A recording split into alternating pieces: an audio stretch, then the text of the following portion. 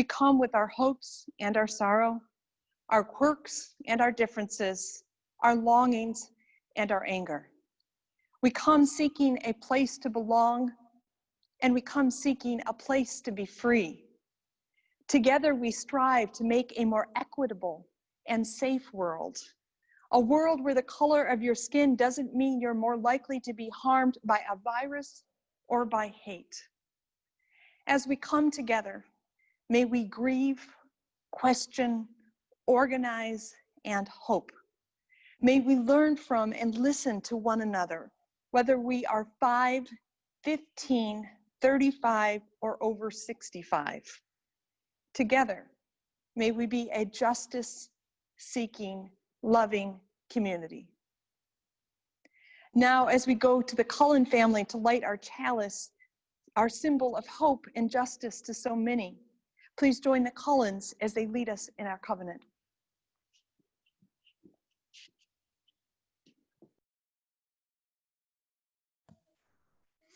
Good morning, everybody. In the order of service, you'll find the covenant. You can read along with us or say it by memory if you've already memorized it. And we have some hand movements for the kids to help them remember. Ready? So with open minds and loving hearts, we gather together to search for meaning, to care for one another, and to work together for a better world. All right. And can you hold the candle? Bring this up.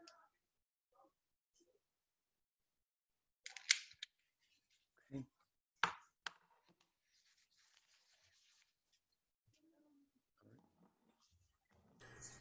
Good morning, everyone.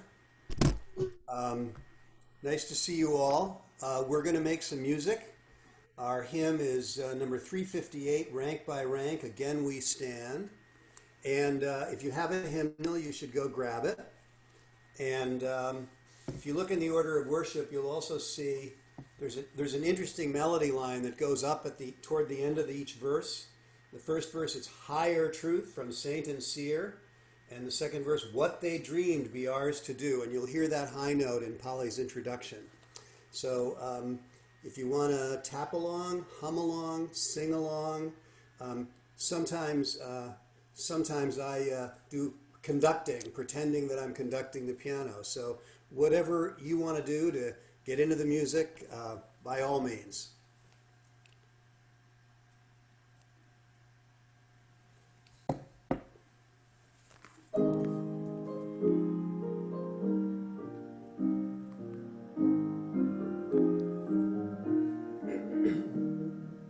Rank by rank again we stand, from the four winds gathered hither, loud the hallowed walls demand, whence we come and how and whither, from their stillness breaking clear, echoes wake to warn or cheer, higher truth from saint and seer, call to us assembled here. Though the path be hard and long, still we strive in expectation, join we now their ageless song, one with them in aspiration, one in name, in honor, one. Guard we well the crown they won, what they dreamed be ours to do, hope their hopes and seal them true.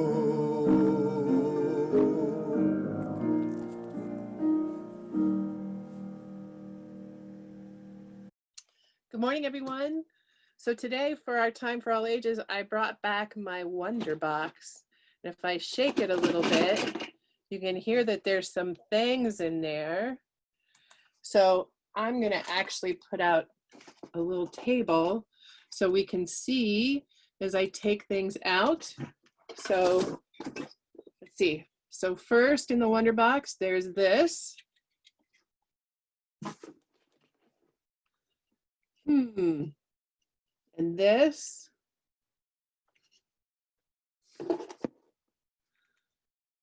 Next we have this.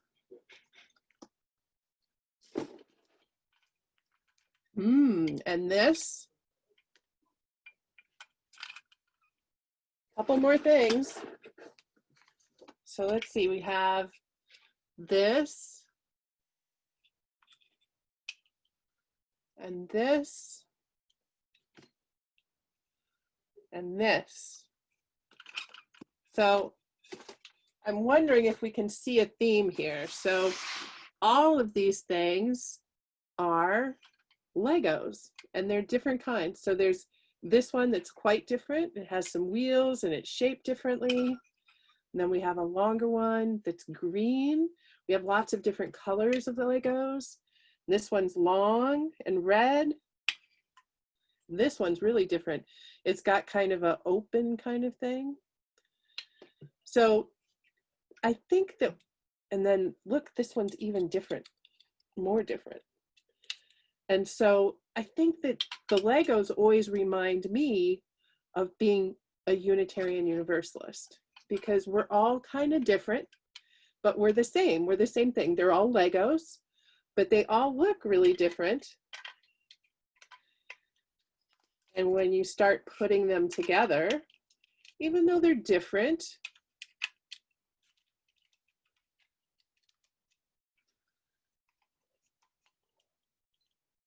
they can start to make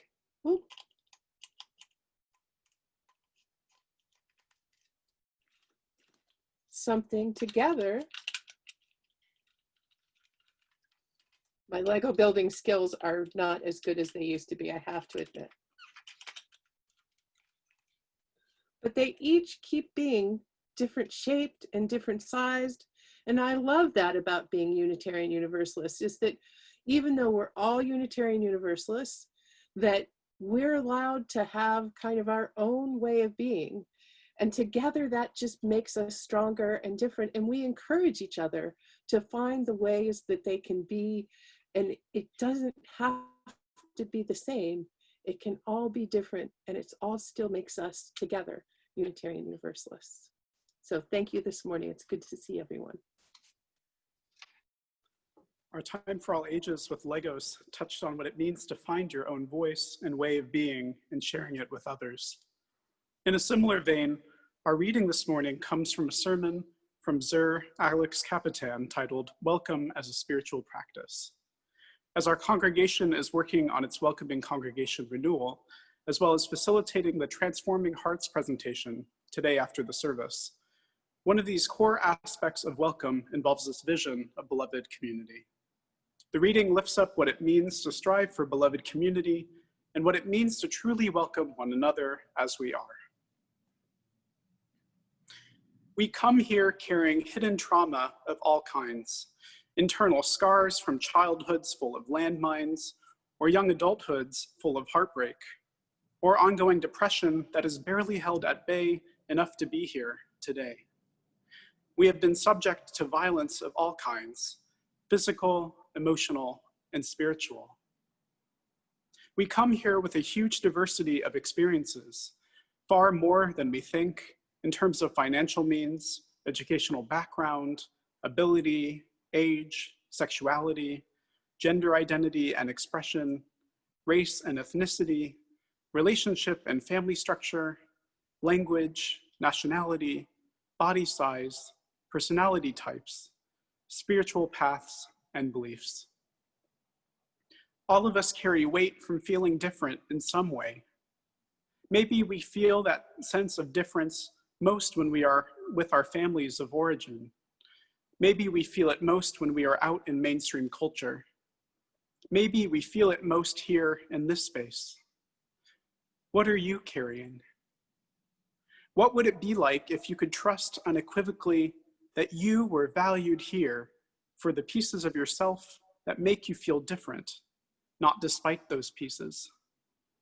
That in this space, there was nothing about you that could make people reverse their welcome or reject you from the circle of belonging. When I think about beloved community, this is what I think about and long for. A community of radical welcome, where each person affirms the peace of the divine that lives in themselves and in every other human being. Where we can hold one another in all of our messiness and all of our brokenness. Where love and compassion reign supreme. Where each of us fully, completely belongs. On this Coming of Age Sunday, as our youth will share their credos, it's especially fitting to sing this next hymn that lifts up trusting the wisdom in each of us and feeling the power of each other's faith. We'll now go to Jim Kittendaw, who will lead us in singing our next hymn, When Our Heart is in a Holy Place. Thank you, Alex. If you have a teal hymnal, this is number 1008, 1008. And whether you have a hymnal or not, it's a very, very hummable tune. So I hope you'll hum along or tap your foot or conduct.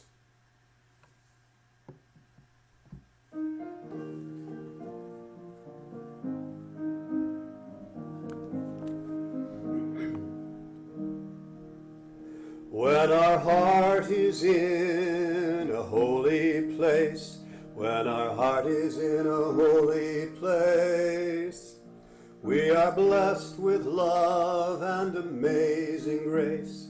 When our heart is in a holy place, when we trust the wisdom in each of us, every color, every creed and kind, and we see our faces in each other's eyes, then our heart is in a holy place.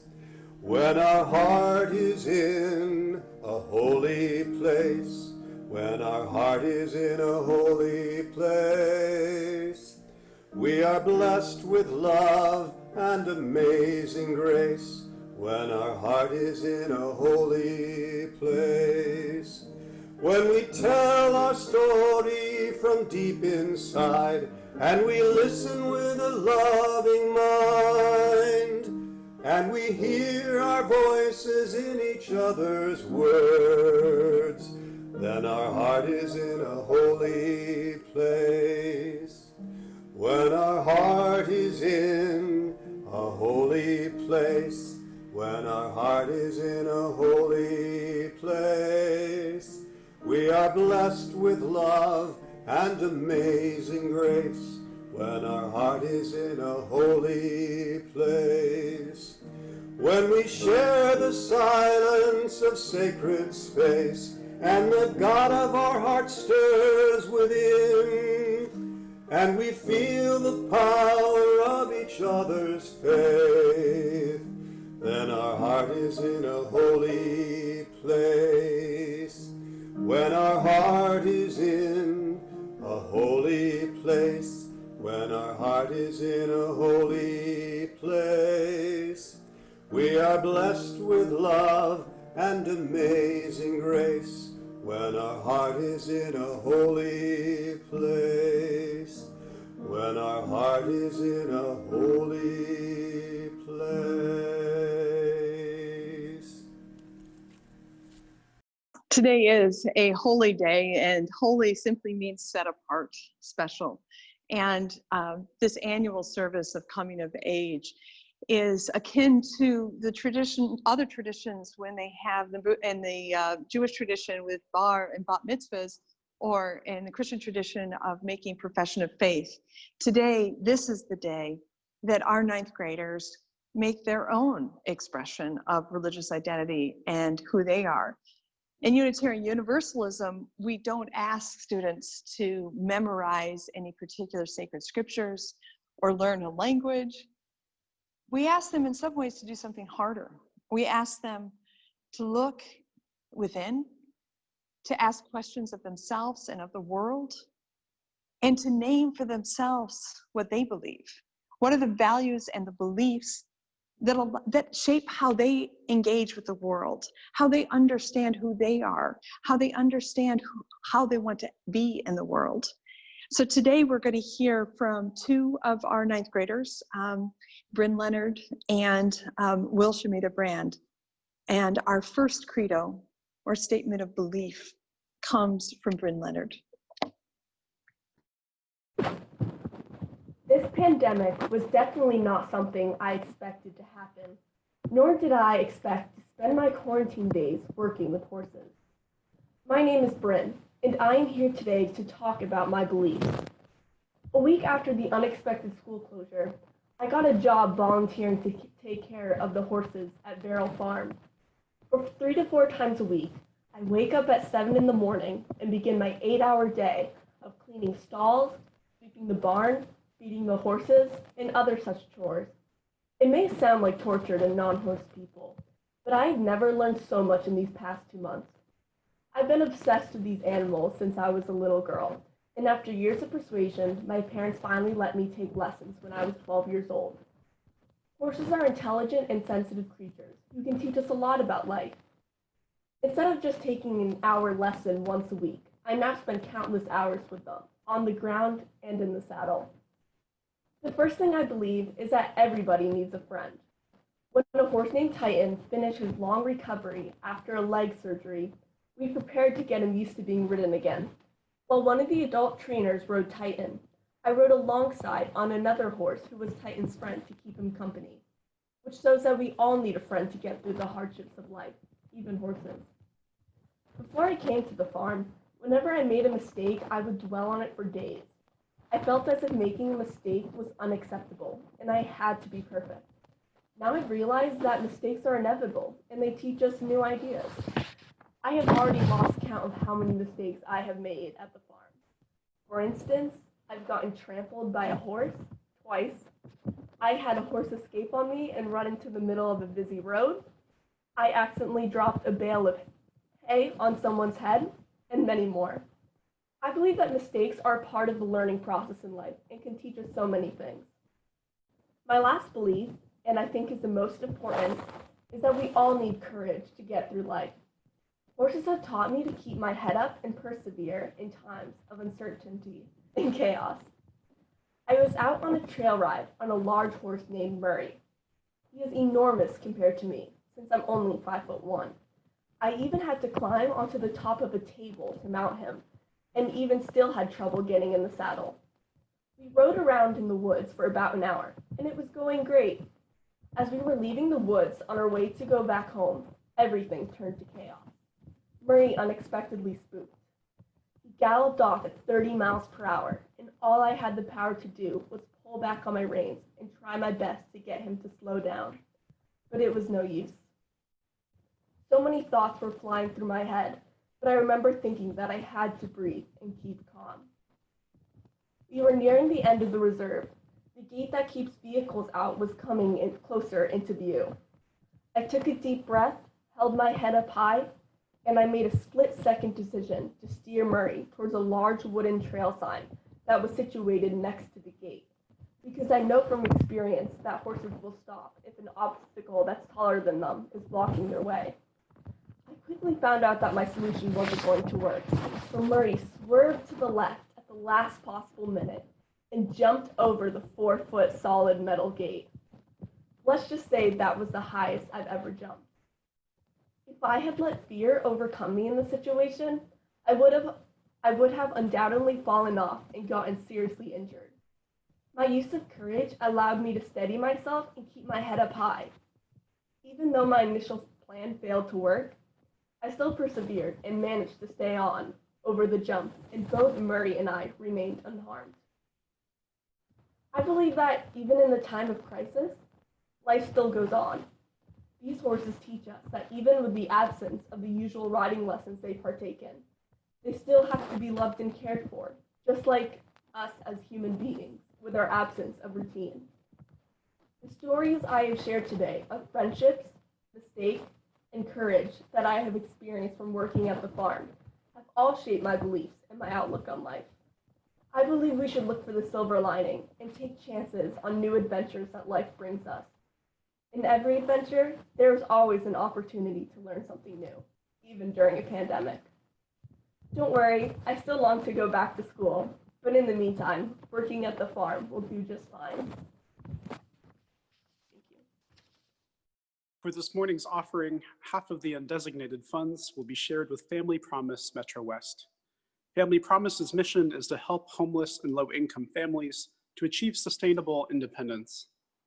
Family Promise provides food, shelter, and support services for homeless families and works toward educating families and volunteers with a comprehensive approach toward poverty and homelessness. In this time of pandemic, homeless and low-income families remain particularly at risk and financially vulnerable. With generous hearts, I encourage you to continue to give abundantly. By giving generously, we can help those most in need and bring our shared values into the world. Please help us put our congregation's covenant into action. This morning's offering will now be gratefully received.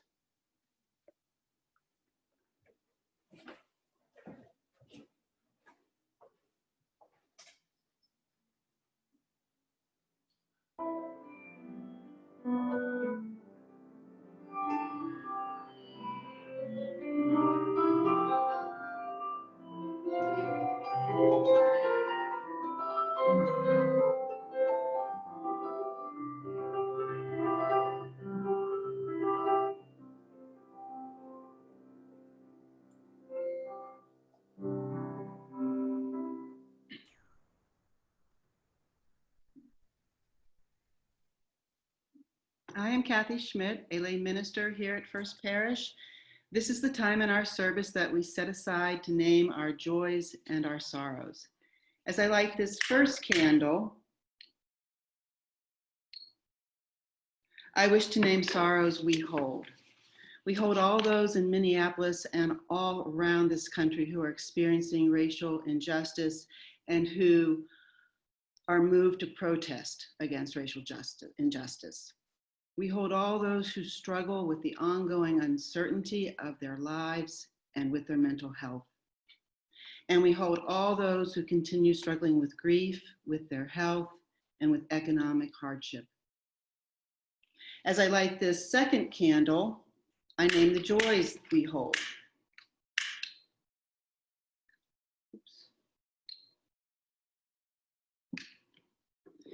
We are grateful for our coming of age youth today and their hard work, and for all the kids, youth, and teachers of First Parish who are part of the SEEK program, and especially for Kate Holland, SEEK's fearless leader. We are grateful for all the ways we stay connected with others, phone, Zoom, or socially distancing outside. And I now light this candle, this final candle, as a symbol of all the joys and sorrows that we all hold in our hearts.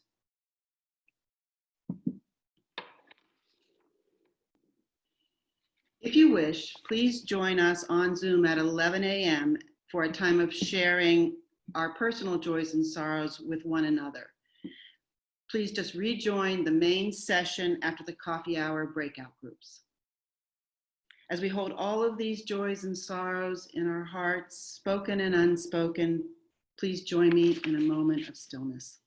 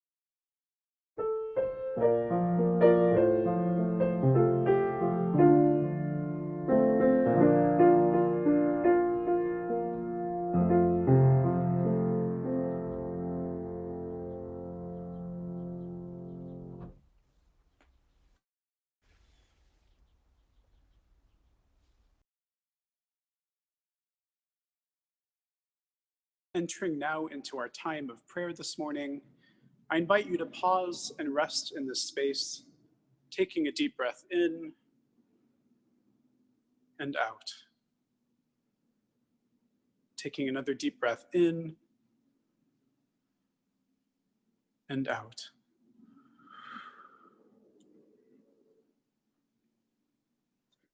As we join our hearts in prayer this morning, we are grateful to be with one another in heart, mind, and spirit.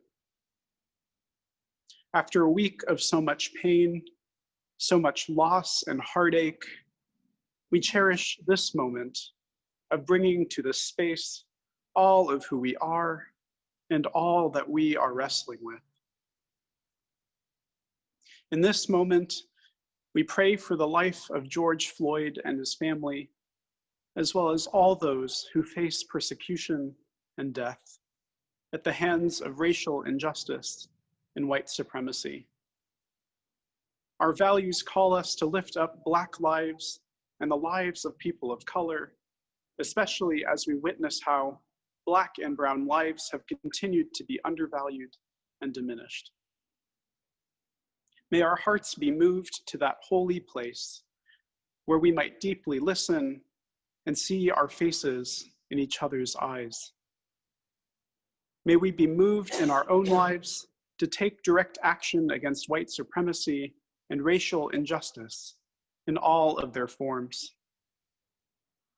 On this Coming of Age Sunday, we hold joy and gratitude for the prophetic words and voices of our youth, who help us to see the fuller pictures of both life and justice through sharing their deep wisdom and experience.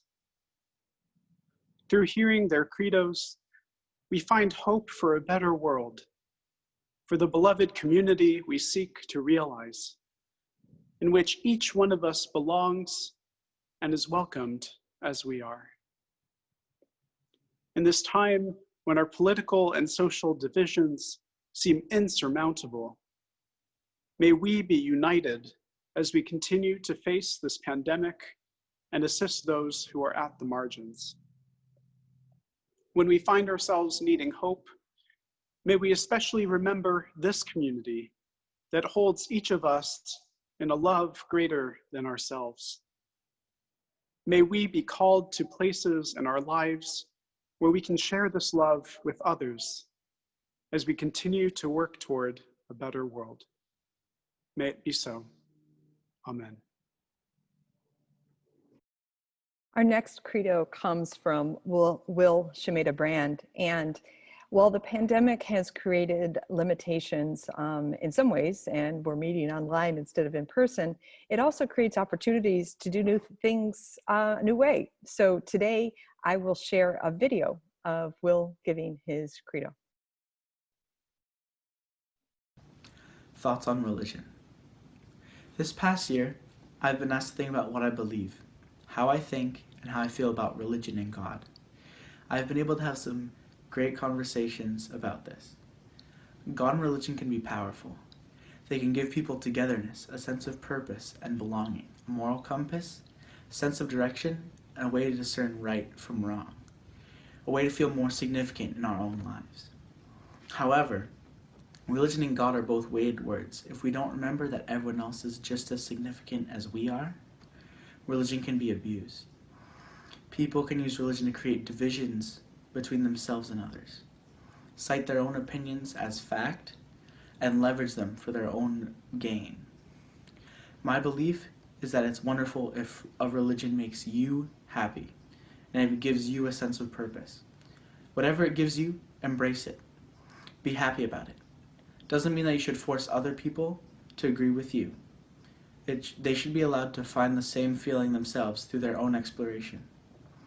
Being part of a religious community is about being part of something greater than yourself, which is hard to find in everyday life. One thing I enjoy about being a Unitarian is that we're not just allowed but encouraged to ask questions of ourselves and others to understand what about religion we find most valuable. I think Bryn speaks for many of us when she begins her credo by saying, "This pandemic was definitely not something I expected to happen." These past months of uncertainty and rapid change have unsettled many of us, sending us to learn new lessons or to re-clarify our sense of what really matters. Religious life can be a part of this. In Will's credo, he expresses the positive role of religion can play when he writes, God and religion can give people togetherness, a sense of purpose and belonging, a moral compass, sense of direction, a way to discern right from wrong. Even without pandemics, we often need religion, or to put it differently, throughout our lives, we are challenged again and again with questions about what we believe is ultimate, about what values we hold most deeply, and about how or whether we choose to act. In the current context, we are facing many, many questions about our values and our actions. The pandemic challenges us to consider our relative values of safety and risk, to examine and calculate what risks we might take and why. Do we visit with friends or family? Inside, outside, masks, no masks? Do we help a neighbor, a stranger? Do we say something to someone about their choices? We are being driven back to fundamental questions about what we value, about how we interact with others, about what we can and cannot control. And now, after the unleashing of fury over the death of George Floyd, we are facing the questions of how to protest and work towards change in the midst of pandemic. Systemic racism did not go away these past months. Indeed, as the Climate Solutions webinar on Wednesday showed, air pollution is higher in community of colors, which is linked to higher rates of COVID complications and death. And as recent news has made abundantly clear, systemic racism continues to kill unarmed Black lives and to harass Black persons every day. There is so much more to say than I can address in just a few moments of reflections. Suffice it to say, there is still much work to do around racism, including in our own communities. Perhaps you will join me later today for a silent vigil in support of Black lives. I'll put the information in the chat. And there is also much we can still learn about the dynamics of culture and how to build towards being a beloved community. Imagine being a community where, as Alex Capitan says, you are valued for the pieces of yourself that make you feel different, not despite those pieces. When Bryn and William first read their draft credos to Alex and me, it was apparent to all of us that they differed.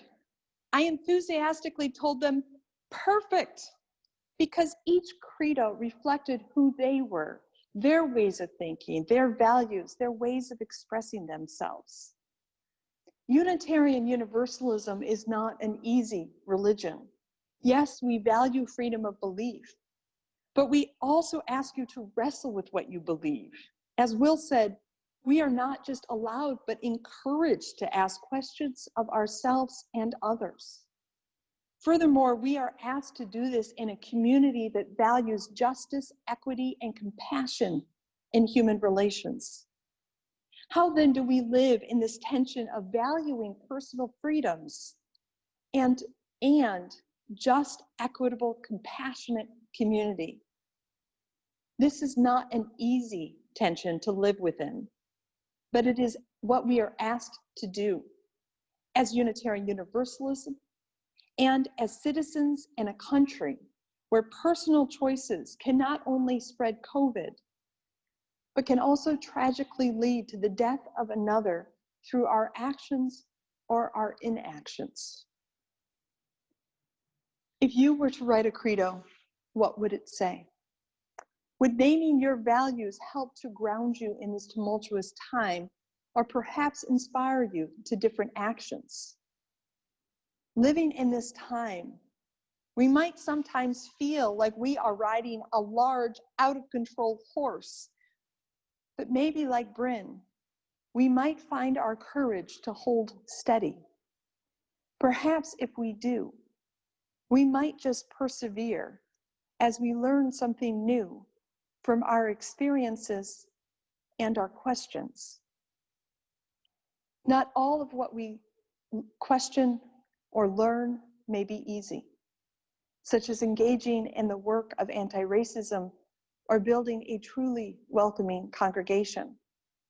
But our religious tradition calls us not to easy answers, but to an ongoing process of navigating personal freedoms and just, equitable, compassionate human relations.